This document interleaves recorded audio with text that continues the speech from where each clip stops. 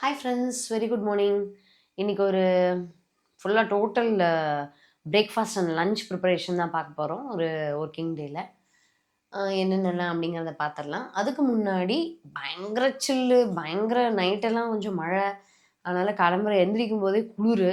So first as usual எப்போதும் போல் நம்மளுடைய energy drink, petrol, ஒரு பூஸ்டர் எதுனாலும் நமக்கு காஃபி தான். இன்றைக்கி வந்து நான் ஃபில்டர் காஃபி போட போகிறேன். ஃபில்டர் காஃபியில் நல்லா வாசனையாக கமகமன்னு எப்படி இருக்கிறதுங்கிறது தனியாகவே நம்மளுடைய சேனலில் வீடியோவே இருக்குது. இன்ட்ரெஸ்ட் இருந்தால் பார்த்துக்கலாம். இன்னொன்று, வெளியில் இப்போ நாங்கள் இடையில கொஞ்சம் தேக்கடி போயிருந்தோம். அந்த மாதிரி போகும்போது வாங்கிட்டு வந்த காஃபி பொடி இது.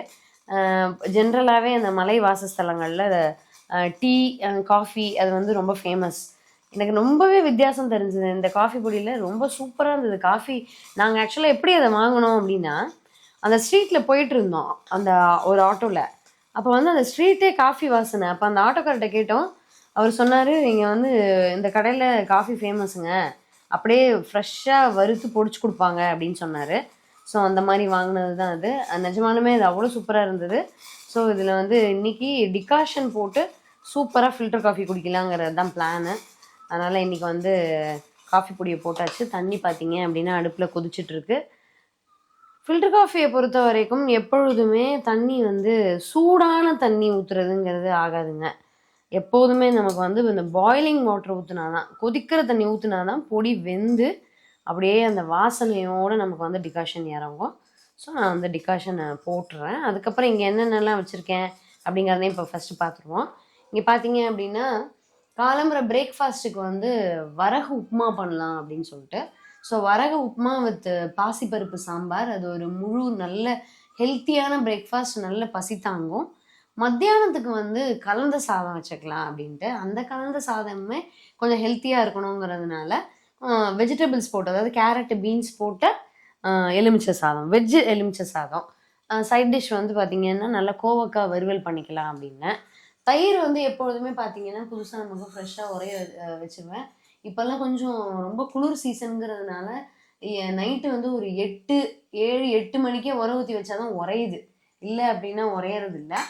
அதே மாதிரி இது பார்த்தீங்க அப்படின்னா, தேக்கடி போகும்போது பெரியார் டைகர் ரிசர்வில் போட்டிங் போயிருந்தோம். ஸோ போட்டிங் போகும்போது அங்கே ஷாப் இருந்தது, பெரியார் அந்த ஜங்கிள் ஷாப் மாதிரி. ஸோ அதில் வந்து வைல்டு ஹனி வாங்கிட்டு வந்தோம். அதுவும் டேஸ்ட் வந்து நம்ம எப்பயும் வாங்குறத விட கொஞ்சம் வித்தியாசமாக தான் இருக்கும். அப்புறம் அதை எப்படி வச்சுருக்கேன்னு பாருங்கள். அதில் பயங்கர எறும்பு, சாதாரணமாக வச்சிங்கன்னா அப்படி எறும்பு கூட்டம் கூட்டமாக வந்துடுது. ஸோ அதனால் கொஞ்சம் ஒரு இதில் சின்னதாக நம்ம நார்மல் டிஸ்போசபிள் பிளாஸ்டிக் கண்டெய்னரில் தண்ணி ஊற்றி அதில் தான் வச்சுருக்கேன். அதை வேறு வழி இல்லை, அப்படி தான் வச்சுக்கணும். இல்லை எப்படி பாதுகாப்பாக வச்சாலும் வெளியில் வச்சாலும் எறும்பு வந்துடுது. அதனால் இப்படி வச்சா தான் அது பேசாமல் இருக்குது.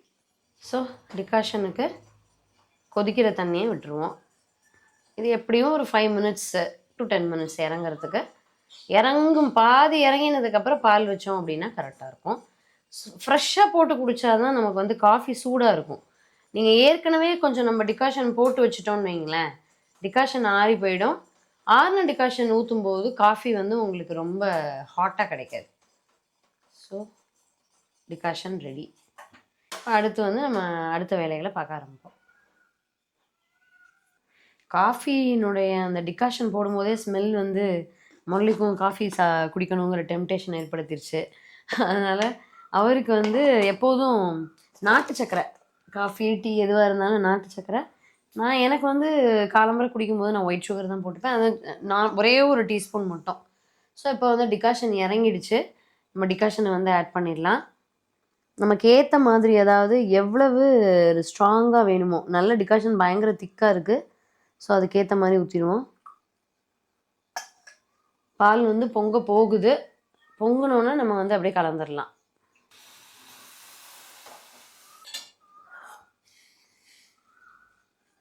கம ஃபில்டர் காஃபி ரெடி. ஸோ நல்லா ஸ்ட்ராங்காக தான் இருக்குது. கலர் பார்த்தாலே தெரியும் உங்களுக்கு. எனக்கு வந்து நிறைய காஃபியோட குவான்டிட்டி வந்து அதிகம் கிடையாது எங்களை பொறுத்த வரைக்கும். குவான்டிட்டி வந்து கம்மி தான். எனக்கு அந்த காஃபி வாசனையோட நல்லா சூப்பராக அந்த காஃபி குடிக்கணும் காலையில். ஸோ அதனால தான். இது பார்த்தீங்கன்னா டம்ளரோட அளவு வந்து ஒரு 120 ml அவ்வளோதான் இருக்கும். நான் என்ன பண்ணியிருக்கேன், பக்கத்துலேயே வந்து அரிசி ஊறிட்டதுனால ரைஸ் வச்சுட்டேன். என்ன காரணங்கிறதுனால என்னென்னா, நம்ம லெமன் சாதம் கிளறும் போது கொஞ்சம் சாதம் கொஞ்சம் ஆறி இருந்தால் தான் நல்லாயிருக்கும். இல்லாட்டி கிளறும் போது கொஞ்சம் மசியறதுக்கு வாய்ப்பு இருக்குது. ஸோ அதனால் சாதத்தை ஃபஸ்ட்டு வச்சிடலாம். ஃப்ரெண்ட்ஸ், இப்போ கோவக்காய் தான் நமக்கு செய்யறதுக்கு எப்படியும் ஒரு 40-45 மினிட்ஸ் ஆகிடும். அதனால் ஃபஸ்ட்டு எடுத்த உடனே கோவக்காவை நறுக்கி அதை ஒரு அடுப்பில் போட்டோன்னா அது பாட்டுக்கு சிம்மில் ரெடி ஆகிட்டே இருக்கும். இன்னொன்று, ஒரு ஃப்ரெண்டோ கேட்டிருந்தாங்க, நான் பெங்களூரில் இருக்கேன், எனக்கு வந்து கோவக்காய் சின்ன சின்னதாக தான் கிடைக்கிது, நீங்கள் இவ்வளோ பெரிய கோவக்காய் எங்கே கிடைக்குது அப்படின்னு சொல்லி கேட்டிருந்தாங்க. அது அந்த வெரைட்டியில் ஏதாவது மாறுபாடாக இருக்கலாம். அந்த சின்னது வந்து நாட்டு கோவக்காவாக இருக்கலாம், பெருசாக இருக்கிறது ஹைப்ரிடாக இருக்கலாம், தெரியல. இங்கே வந்து கோயம்புத்தூரை பொறுத்த வரைக்கும் கோவக்காய் வந்து இந்த மாதிரி தான் கிடைக்குது. ஸோ அதனால் அவங்களுக்கு கிடைக்கிற கோவக்காய் என்ன வெரைட்டின்னு தெரியல. ஸோ இது பார்த்தீங்க அப்படின்னா இந்த மாதிரி 3-3ஆவோ 4-4ஆவோ வச்சு நறுக்கணுன்னா சீக்கிரம் நறுக்கி முடிச்சிடலாம். கொஞ்சம் மேக்ஸிமம் நறுக்கும் போதே கொஞ்சம் மெல்லிஸாக நறுக்கிட்டோம்னா சீக்கிரம் வதங்கிடும், நல்லா ஃப்ரையாகவும் கிடைக்கும் நமக்கு. ஸோ அதனால் கேற்ற மாதிரி கோவக்காவை நறுக்கிக்குவோம். இடையில நீங்கள் கொஞ்சம் செக் பண்ணிக்கணும், சில சமயம் கோவக்காவுக்கு கசப்பு இருக்கும். எல்லாமே நறுக்கிட்டு எந்த கோவக்காயில் கசப்பு இருக்குன்னு தெரியாது. ஸோ நம்ம 3 நறுக்கிறோம் இல்லையா, அதுலேருந்து ஏதாவது ஒரு பீஸ் இடையில கொஞ்சம் நீங்கள் டேஸ்ட் பண்ணி பார்த்தா தான் தெரியும் அது வந்து கசப்பு இருக்கா இல்லையா அப்படின்னு சொல்லிட்டு. இல்லை செஞ்சதுக்கப்புறம் வேஸ்ட்டாக போயிடும், எல்லாமே வாயில் வைக்கவே முடியாது, பயங்கர கசப்பாக இருக்கும். அதை செக் பண்ணிக்கிறது இடையில நல்லது. கோவக்காய் பொரியலுக்கு கொஞ்சம் கூட எண்ணெய் விட்டுருக்கேன், ஒரு 5-6 டீஸ்பூன் அளவுக்கு நார்மல் ரிஃபைண்ட் ஆயில். கடுகு போட்டிருக்கேன். கடுகு பொரிஞ்சதுக்கப்புறமா நறுக்கி வச்சுருக்கக்கூடிய கோவக்காய். மேக்ஸிமம் கோவக்காய் அந்த தடவை ரொம்ப நல்லா இருந்தது. அந்த பழுப்பு கொஞ்சம் கலர் சேஞ்சது, பழுத்தது பார்த்தீங்கன்னா கொஞ்சம் லைட்டாக கலர் சேஞ்ச் ஆனது கொஞ்சம் தான் இருந்தது. ஒரு 600 கிராம் கோவக்காய். அது நீங்கள் வெயிட் எல்லாம் எப்படி நீங்கள் கடையில் வாங்கிட்டு வரும்போது வெயிட் போடுறாங்களே, அதை வச்சு தான் சொல்கிறேன். ஸோ 600 கிராம் கோவக்காய் நல்லா மெலிசாக நறுக்கி ரெடியாக இருக்குது. நம்ம வந்து பொரியல் ஒரு பக்கம் போட்டுட்டு அந்த அடுப்பை அப்படியே சிம்லேயே வச்சுக்கலாம். அடுத்து நான் என்ன பண்ண போகிறேன் அப்படின்னு பார்த்தீங்கன்னா, பாசிப்பருப்பு சாம்பார். காலையில் வந்து நம்ம வரகு உப்புமாவுக்கு வந்து பாசிப்பருப்பு சாம்பார். ஸோ நம்ம லஞ்சு தான் சூடாக சாப்பிட முடியாது பேக் பண்ணிட்டு போகிறதுனால. காலம்புற பிரேக்ஃபாஸ்ட் வந்து ஓரளவுக்கு சாப்பிட்றவங்க, வீட்டில் பிரேக்ஃபாஸ்ட் சாப்பிட்டு போகிறவங்களுக்கு சூடாக இருக்கலன்னா ஃபைனலாக பண்ணிக்கலாம் அதை. அதனால் ஃபஸ்ட்டு வந்து இப்போ நான் சாம்பார் வந்து ரெடி பண்ண போகிறேன். பாசிப்பருப்பு சாம்பாருக்கு தக்காளி வெங்காயத்தை முதல்ல நறுக்கி வச்சு ரெடியாக பண்ணிக்கலாம். வெயில் நல்லாவே வந்தாச்சு காலையில். இப்போ வந்து சாம்பார், நம்ம பாசிப்பருப்பு சாம்பார் தான் காலையில் ரெடி பண்ண போகிறோம் டிஃபனுக்கு. ஸோ இப்போ என்ன பண்ணியிருக்கேன், நெய் ஒரு 1.5 டீஸ்பூன் அளவுக்கு நெய் விட்டுருக்கேன் குக்கரில். கடுகு பொரிஞ்சிட்ருக்கு. அது கூடவே நம்ம வந்து ஒரு 3/4 டீஸ்பூன் அளவுக்கு ஜீரகம், காரத்துக்கு ஏற்ற மாதிரி வர மிளகாய் ஒரு 3 எடுத்திருக்கேன், ஒரு கொத்து கருவேப்பிலை, அதை போட்டுடலாம். அது கூட கொஞ்சம் பெருங்காயத்தையும் சேர்த்துக்கலாம். பெருங்காயம் கொஞ்சம் தூக்கலாக இருந்தது அப்படின்னா சூப்பர் டேஸ்ட்டாக இருக்கும் சாம்பார். பெரிய வெங்காயம் ஒரு பெரிய சைஸும் ஒரு குட்டி சைஸும் நல்லா பொடியாக நறுக்கி வச்சுருக்கேன், அதை வந்து வதக்கிடுவோம். அது வதங்கினதுக்கப்புறமா தக்காளி சேர்த்து வதக்கிக்கலாம். தக்காளி எப்போதுமே இன்னொன்று ஒரு புதுசாக செய்கிறவங்களுக்குன்னா ஒரு டிப்ஸு, இப்போ தான் பிகினர்ஸ்னால் தக்காளி எப்போதுமே வெங்காயத்தோடலாம் சேர்த்து வைக்காமல் இந்த மாதிரி ஒரு குட்டி கிண்ணத்தில் போட்டு வச்சிட்டோம் அப்படின்னா அந்த தக்காளி வந்து தண்ணி விடும். அது வெங்காயத்துக்கு வந்ததுன்னா வெங்காயம் கொஞ்சம் வதங்காது. அதனால் ஒரே தட்டில் தக்காளி வெங்காயம் வச்சிங்கன்னா தண்ணி சேர்ந்துக்கும் ஃபுல்லாக. அதனால் ஒரு குட்டி கப்பில் வச்சிட்டோம்னா ஈஸியாக இருக்கும். ஸோ தக்காளி போட்டு வதக்கிட்டு அதுக்கப்புறம் அதில் சாம்பார் போட்டுக்கலாம். கோவக்காய் பொரியல் பார்த்தீங்கன்னா அது பாட்டுக்கு இருக்குது. இது கூட ஃபஸ்ட்டு மஞ்சள் பொடியும் உப்பும் போட்டு வதக்க ஆரம்பிப்போம். இறக்குறதுக்கு ஒரு 5 நிமிஷத்துக்கு முன்னாலே மிளகாப்பொடி போட்டுக்கலாம். ஃப்ரெண்ட்ஸ், இப்போ வந்து எலுமிச்சை சாதம் கிளறதுக்காக இந்த வானலி வச்சுருக்கேன். இங்கே வந்து சாம்பாருக்கு தக்காளி வெங்காயம் வதங்கினதுக்கப்புறமா தேவையான அளவுக்கு மஞ்சள் பொடி போட்டிருக்கேன். உப்பு போடலை, ஏன்னா உப்பு போட்டால் பருப்பு சரியாக வேகாது. அதனால் உப்பு வந்து கடைசியாக போட்டுக்கலாம். ஸோ தண்ணி லைட்டாக கொதிக்க போகும்போது நம்ம வந்து பருப்பு எடுத்து அதில் போட்டுருவோம். நல்லா ஹை ஃப்ளேமில் ஒரு 2 விசில் விட்டுட்டு சிம்மில் வந்து ஒரு 5 மினிட்ஸ் வச்சா கூட சூப்பராக இருக்கும். தண்ணி வந்து ஒரு 3-3.5 பங்கு அளவுக்கு, எவ்வளவு பருப்பு போடுறீங்களோ அந்த அளவுக்கு தண்ணி ஒரு 3-3.5 பங்கு வச்சிட்டிங்கன்னா சாம்பார் வந்து கரெக்டான பக்குவத்தில் வரும். இன்னொன்று, நம்ம பாசிப்பருப்பு சாம்பார் கெட்டியாகக்கூடாது, ரொம்ப ரொம்ப வந்து நமக்கு அப்படியே நல்லா இருக்கணும் அப்படின்னா அது வேற ஒரு மெத்தடில் தான் வைக்கணும். இந்த குக்கரில் வைக்கும்போது கொஞ்சம் உங்களுக்கு கெட்டித்தன்மை வரதான் செய்யும். அதை நம்ம இன்னொரு நாள் தனியாக பார்க்கலாம். ஸோ இந்த குக்கரை வந்து க்ளோஸ் பண்ணிக்கலாம். இங்கே வந்து நல்லெண்ணெயில் தான் நான் வந்து இப்போது எலுமிச்சை சாதம் வந்து செய்ய போகிறேன். அதுக்கு என்னென்னலாம் ரெடியாக நறுக்கி வச்சுருக்கேன் அப்படின்னு பார்த்துடலாம். இது வெஜிடபிள்ஸ் சேர்த்த எலுமிச்சை சாதம் அப்படிங்கிறதுனால கொஞ்சம் கேரட்டு, பீன்ஸு, முட்டைக்கோஸு அதை வந்து நறுக்கியிருக்கேன். ஒரு 4-5 சின்ன வெங்காயம். நீங்கள் கேட்கலாம், இது இல்லை ஆத்தென்டிக்காக எப்படி எலுமிச்சை சாதம் செய்வாங்க, என்ன சொல்கிறீங்க நீங்கள் அப்படின்னு சொல்லிட்டு. ஃப்ரெண்ட்ஸ், நம்ம வந்து நார்மலாக இப்போ எல்லாமே பழசேவாக யூஸ் பண்ணிகிட்ருக்கோம். பாதைகள் வந்து போட்டாச்சு, ஃப்ளைட்டு, ட்ரெயின், பஸ் எல்லாம் யூஸ் பண்ணிகிட்ருக்கோம், நடந்தால் போயிட்டுருக்கோம். அதே மாதிரி தான் எல்லாமே ஃபோன் யூஸ் பண்ணுறோம். லெட்டர்ஸே யாரும் பண்ணுறது இல்லை. ஆமாம், எல்லாத்துலேயுமே வந்து லெட்டர்ஸே வந்து யூஸ் பண்ணுறது இல்லை, ஃபோன் தான். எல்லாத்துலேயும் ஒரு மாற்றம். அதுக்கேற்ற மாதிரி தான் நம்ம சமையலே நமக்கு பிடிச்ச மாதிரி ஒரு சில விஷயங்களை பண்ணிக்கிறதே தப்பு கிடையாது. நான் அப்படிலாம் பண்ண மாட்டேன், எனக்கு இதில் இஷ்டம் கிடையாதுன்னா அது நம்மளுடைய விருப்பம். நான் வந்து ஒரு புதுசாக இந்த மெத்தடை ட்ரை பண்ணி பாருங்கன்னு ஷேர் பண்ணுறேன், அவ்வளோதான். ஸோ நல்லெண்ணெயில் நம்ம ஆஸ் யூஷுவல் எப்போதும் போல் கடுகு அதில் தாளிச்சிட்டு இந்த காய்கறியை வந்து வதக்கிடலாம். காய்கறி எல்லாமே வதங்கிடுச்சு. நம்மளுடைய லெமன் ரைஸ்க்கு சாதம் ஆற வச்சுருக்கேன், அதை சேர்த்துருவோம். காய்கறி கூடவே சாதத்துக்கு தேவையான அளவுக்கு உப்பு, காய்கறிக்கு தேவையான அளவுக்கு உப்பு சேர்த்தாச்சு.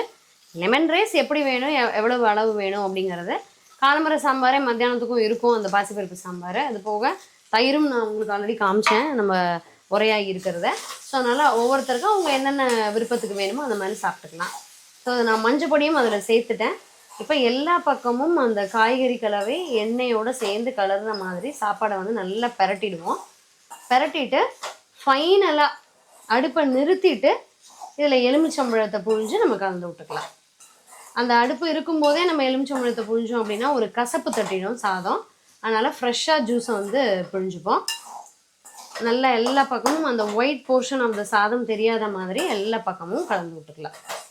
ஸோ இது வந்து எலுமிச்சை சாதமுமே கொஞ்சம் நல்ல வித்தியாசமான சுவையில் காய்கறிகள் எல்லாம் சேர்ந்து இருக்கும். இது கூட பட்டாணி என்கிட்ட இல்லை, இருந்தது அப்படின்னா பச்சை பட்டாணியை நம்ம ஆட் பண்ணிக்கலாம். ஈவன் ஸ்வீட் கார்ன் கூட சேர்த்துக்கலாம். ஒன்று ஒவ்வொரு மாதிரி சுவையில் சூப்பராக இருக்கும். என்ன காய்கறி இருந்தாலும் நமக்கு பிடிச்சது, அந்த கத்திரிக்காய், பீட்ரூட்டு, வெண்டைக்காய் அதை மட்டும் அவாய்ட் பண்ணிட்டு, முருங்கைக்காய் இந்த மாதிரியான சாப்பாடுகளுக்கு அதை மட்டும் அவாய்ட் பண்ணிட்டோம் அப்படின்னா நீட்டாக இருக்கும். ஸோ இடையில பார்த்துக்கலாம். இப்போ இதுக்கு வந்து ஃபைனலாக ஆயிடுச்சு. நான் வந்து மஞ்சள் பொடி உப்பெல்லாம் போட்டு கிளறியாச்சு. இது ஃபைனலுக்கு நம்ம மிளகா பொடி மட்டும் போட்டு கிளறிக்கலாம். இங்கே வந்து பார்த்தீங்க அப்படின்னா வரகு உப்புமாவுக்கு நல்லெண்ணெய், கொஞ்சம் தேங்காய் எண்ணெய், நார்மல் ரீஃபைண்ட் ஆயில் சேர்த்து கடுகு வெடிக்க விட்டுருக்கேன்.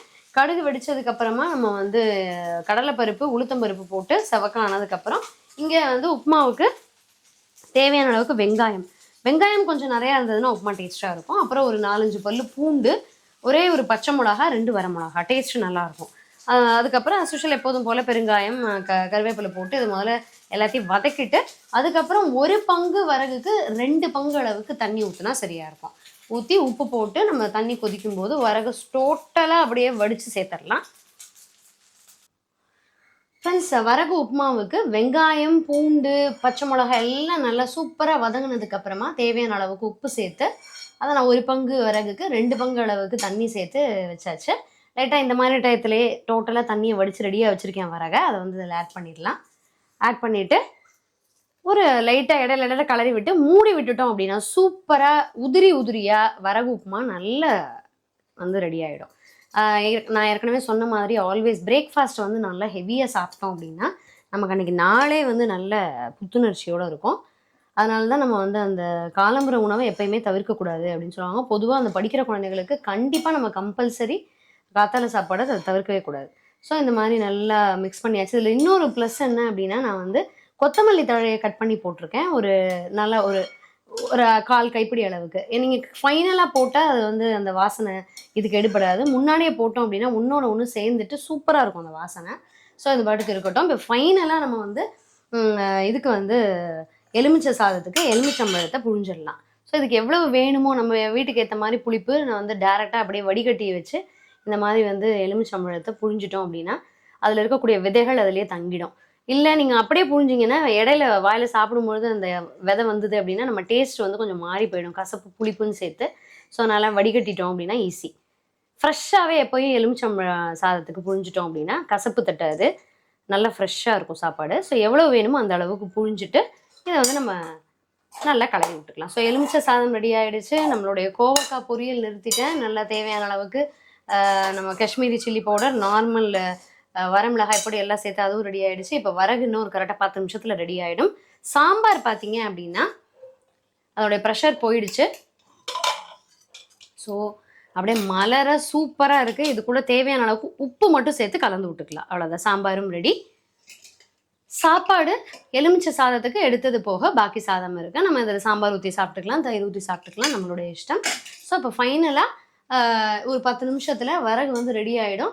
லாஸ்ட்டாக 10 நிமிஷத்தில் வரகு மட்டும் எப்படி இருக்குது, உப்புமா மட்டும் எப்படி இருக்குங்கிறத காமிச்சிட்டு உங்களுக்கு வந்து நம்ம கம்ப்ளீட் பண்ணிக்கலாம். பாக்கி எல்லாமே முடிஞ்சுது. உப்புமா மட்டும் ஃபைனலாக ஷோ பண்ணிக்கிறேன். ஃப்ரெண்ட்ஸ், இடையில கலரி விட்டு கரெக்டாக ஒரு 10 மினிட்ஸ் உப்புமா வந்து சூப்பராக உதிரியாக நல்ல ஹெல்த்தியான வரகு உப்புமா நல்லெண்ணெய் விட்டு தேங்காய் எண்ணெய் விட்டு ரெடி ஆகிடுச்சு. இதுக்கு அந்த பாசிப்பருப்பு சாம்பார் பெஸ்ட்டு காம்பினேஷன். ஸோ இது ஒன்று தான் நம்ம பாக்கி வச்சுருந்தோம். நீங்களும் இந்த ரெசிபீஸ், இந்த மெனுவை வந்து ட்ரை பண்ணி பாருங்கள். சூப்பராக இருக்கும். ட்ரை பண்ணி பார்த்துட்டு எப்படி இருந்ததுன்னு சொல்லுங்கள். இன்னும் ஒரு நல்ல அருமையான வீடியோவில் சந்திக்கலாம். தேங்க்யூ.